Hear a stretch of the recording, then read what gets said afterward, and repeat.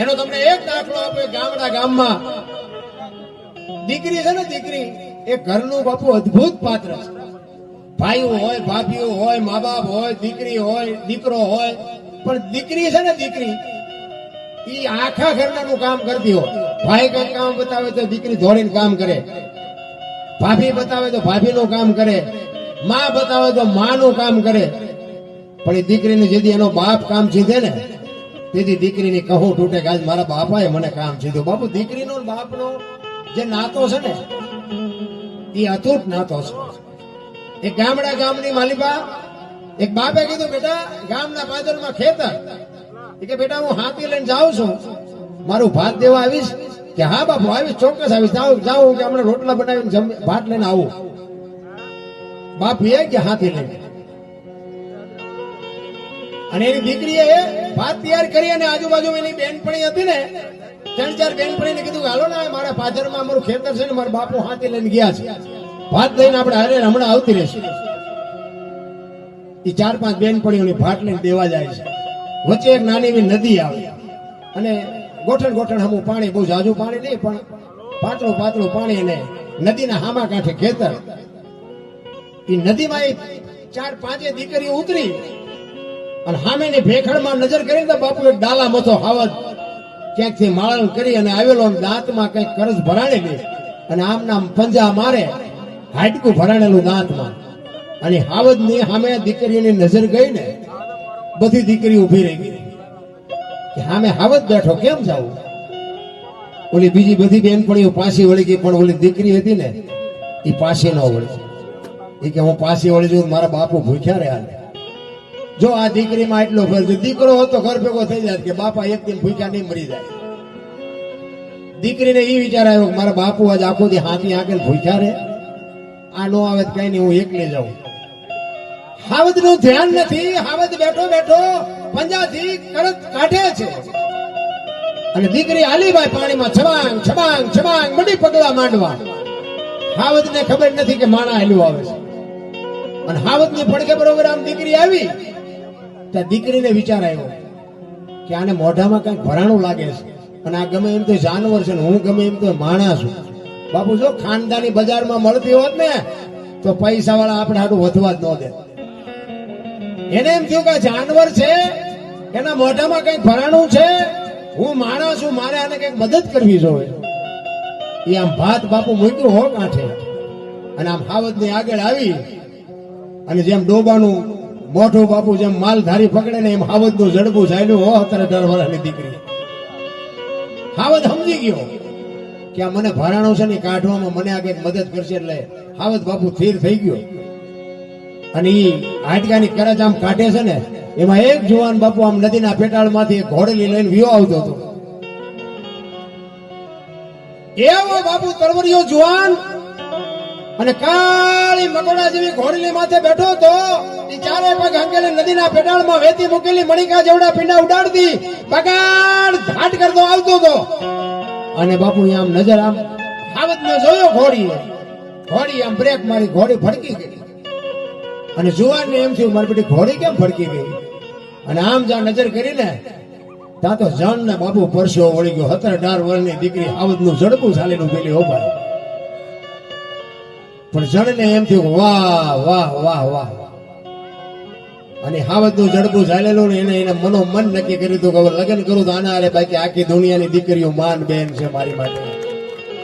જો આ પરખ ની વાત છે, એવી પારખ આવડવી જોવે. અને દીકરીની નજર એની માથે ગઈ, 4 નજર ભેળી થઈ, પણ ત્યાં તો મોમના લાગી તોમના લાગી મોમ, લૂણ વળુપા પાણી અને પાણી વળુપા લૂણ. એ દીકરીને વિચાર આવ્યો કે જો આવો ભરસાર જડે તો બાપુ બેડો પાર થઈ જાય, મનખો મારો સુધરી જાય. એ હાવજ નું જડબું ચાલ્યું હતું ને, એ બીજું કોઈ નહોતું બાપુ, ભગવતી છત્રપતિ શિવાજી મહારાજ ની માં જીજાબાઈ હતી અને ઘોડા ઉપર બેઠો હતો શિવાજી રાવ જેવા શિવાજી નો બાપ હતો. આવા જેથી મા બાપ હોય તેથી એવા દીકરા થાય. બધાને હારા દીકરા જોવે છે, પણ એમ ક્યાં બજારમાં મળે? દીકરા 4 પ્રકારના હોય, દીકરો, પુત્ર, ગગો અને છોકરો. દી વાળેનું નામ દીકરો કહેવાય. આ માતાજીનો હવન કર્યો ને, આવા કઈક યજ્ઞ કરે ને એનું નામ દીકરો કહેવાય. નામના નરકમાંથી પિતૃતર્પણ કરી શ્રાદ્ધ કરી મા બાપનું તારણ કરી હવે એનું નામ પુત્ર કહેવાય. ગામમાં કઈ ખરડો થતો ગામમાં હું લખાવું છું ઉભારું મારી બાન પૂછતો એનું નામ ગગો કહેવાય. અને સટી ફેરી હુતળી બાંધીને દારૂની કોથળીઓ તોડીને ધૂળમાં માથા ઘાલીને પીડ્યા હોય એ છોકરો કહેવાય. એ કયા ખાનામાં નામ છે એ જોઈ જોઈએ. અમુક ભગવાનને કહે ભગવાન એકાદો દીકરો દે. અમુક એમ કે હે ભગવાન આના કરતા ન દીધો હોત તો સારું. આપણને એમ ગામમાં હાચું શું છે ઈવડે આમ રોવે છે નથી ઈવડે આમ રોવે છે. કાઉ જાજા કાગોલિયા ને કાઉ જાજા કપૂત હકડી છે મયત ભલે ને હકડો ભલો સપૂત હારો. બાપુ જો એક દીકરો હોય ને તો બાપુ હાથ પેઢીઓના નામ ઉજળા થઈ જાય. હું તો બહેનોને એટલા માટે કહું કે દુનિયામાં ભાઈઓના કાંઈ ઠેકાણા નથી, પણ તમે જો મર્યાદા મૂકી દો તો હવે આ દુનિયામાં કાંઈ વધે એવું નથી. એમાં આ મોબાઈલે જે બાપુ અત્યારે બગાડ વધાર્યો છે આખી દુનિયાને ખબર છે. આમાં મારે શું કહેવાનું હોય હે? અત્યારે તમે જુઓ તો ભજન ને કથા ને માંડવા ને ધૂન ને મંદિર ને પ્રતિષ્ઠા બધું છે.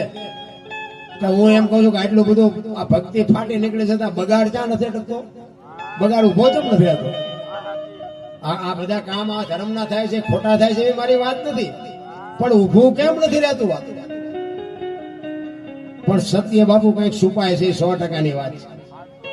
એટલા જ માટે કહું છું કે બહાર બધે દુકાનો નાખી છે કાંઈ દેતા જાઓ લેતા જાઓ એમ કોઈ કહેતું જ નથી. અને ઘરે બાન બાપા એમ કે બેટા તું ગામમાં જતો એક મારાટું શીકડીની કોથળી લેતો હોય ત્યાં ગળે સોટે બોલો. તમારે બીજું કઈ કામ જ નથી એટલે પણ ઓલા પણ લાખ રૂપિયા સો હે 10 રૂપિયાની શીકડી નો લાવી દે. સાચું છે સમજાતું નથી. 40 લાખની ગાડી લઈને નીકળે વાયેલી સીટમાં જો કૂતરો બેઠો. હવે આમાં માને બાપાને બેહર્યા હોય તો જિંદગીમાં કાંટો ન વાગે રામ, પણ એ તમને મને હોજતું જ નથી. એટલા જ માટે મહાપુરુષોએ કીધું છે કે માન બાપ જેવા બાપુ ભગવાન આ દુનિયામાં ક્યાંય છે નહીં. આ માનું જે તમે કાર્ય કર્યું ને હું તો સલામ કરું છું ખરેખર. એના માતા પિતાને હપરી હો સલામ કરું છું કે આવા સંતાનોને બાપુ સંસ્કાર આપ્યા છે કે આવી ભગવતીને કઈક આવું છે. અમારે ત્યાં મારે મારા માતાજીના મંદિરે મારે હવન કરવાનો છે આ 24 તારીખે. કારણ કે માંડ મારો મને આ ભજનના પ્રોગ્રામની તારીખ જ બાપુ એટલી છે મને કોઈ છોડતું નથી. પણ જૂઠું બોલ્યો મેં કીધું માતાજીને મેં કીધું માફ કરજે. મેં કીધું તારા આટલું જૂઠું બોલવું પડશે. એ 23-24 તારીખ મેં કીધું મારે 6 તારીખ એમ કહું તો મને માન છોડ્યો. 2 તારીખો ખાલી છે આખા મહિના. આ મારા સાક્ષી મારો દીકરો છે. પૂછો તમે કહેવાનો મારો મિનિંગ ભલે બધા મારો ભાવ છે મને બોલાવે છે મને બજેટ આપે છે મને લઈ જાય છે મૂકી જાય છે બધી મને કોઈ અગવડ નથી પડતી, પણ કહેવાનો મતલબ કે મારી માહમું મારે જોવું કે ન જોવું બસ મને શોખ એ છે. બાકી બીજી કોઈ વાત નથી. ભજન તો આપણે જ્યાં ત્યાં ટાંટી હાલે ત્યાં સુધી કરવાના છે 100%ની વાત છે. બધાનો ભાવ પ્રેમ છે. નકર કે અહીંયા હું આવું તો જ થાય. કલાકારો તો દુનિયામાં ખટારા ભરાય એટલા છે. હા હજી હમણાં 2 દી પહેલા તમારે પડખે ગામ વડાસણા કેવું કે ગામ છે ત્યાં જ હતો હજી 2 દી પહેલા. પણ આ બધો ડાયરો અહીં બેઠો. આ બધા મેં કીધું હું અહીંયા આવવાનો છું તો કે અમે આવશું. આ બધા અહીંયા આવ્યા. આ ભાવ ખેંચી લાવે. પ્રેમ ને વાચા હોત તો જગત જોગી બની જાત હલકે ને હેમાળે જાત પછી ભગવા ભેરી ભૂદરા કોઈ ને એવો ટાઈમ નથી. પણ બાપુ પ્રેમ હોય ને માણસ થાકેલો હોય ને તોય આવે હાલો અહીંયા જાવું છે. પ્રેમ છે રિએક્શન નો મંત્ર છે.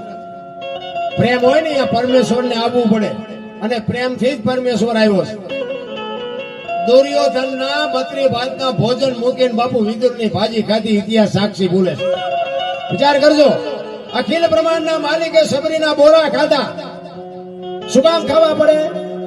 એને ખાવાનો તૂટો હતો બાપુ. માલપા ભાવ ભળી જાય ને. તમે એક માતાજીનો તાવો કર્યો હોય ને તાવો એની હુંવારી ખાજો અને ઘરે તમે બનાવીને ખાજો. મેં એ હુંવારી જોઈ ને એ હુંવારી પૂરી કે હુંવારી જે કહેતા હોય તમે માતાજીના તાવાની હુંવારી ખાજો અને આ હુંવારી ખાજો. તમારા ઘરે શેરો બનાવીને ખાજો અને ઘરે સત્યનારાયણની કથા કરીને શેરો બનાવીને ખાજો. તમને તરત ખબર પડી જાય કે પ્રસાદ કોને કહેવાય. ભોજનમાં ભક્તિ ભળી જાય એટલે પ્રસાદ થઈ જાય. ઘરમાં ભક્તિ ભળી જાય એટલે મંદિર થઈ જાય. પ્રવાસમાં ભક્તિ ભળી જાય ને એટલે યાત્રા થઈ જાય. અને માણામાં જો ભક્તિ ભળી જાય ને તો સંત થઈ જાય. ભક્તિ ભળતી નથી. પ્રોગ્રામ આવે હવારે કે ભારે મજા આવી પણ યાદ કર્યું કઈ તો કે યાદ કઈ ન રહ્યું. ઈ ડખો છે. નકર આ વરસાદ આવે, વરસાદ તો આમ એક હરખો જ પડે ને. પડી તો ભાઈ જેને કેવું પાત્ર મૂક્યું એવું મળે. ગ્લાસ મૂક્યો ગ્લાસ જેટલું આવે, ડોલ મૂક્યો ડોલ જેટલું આવે, માટલું મૂક્યું માટલા જેટલું આવે. કોક અભાઈ ગયા ઊંધું મૂક્યું હોય કોરે કોરું રહે.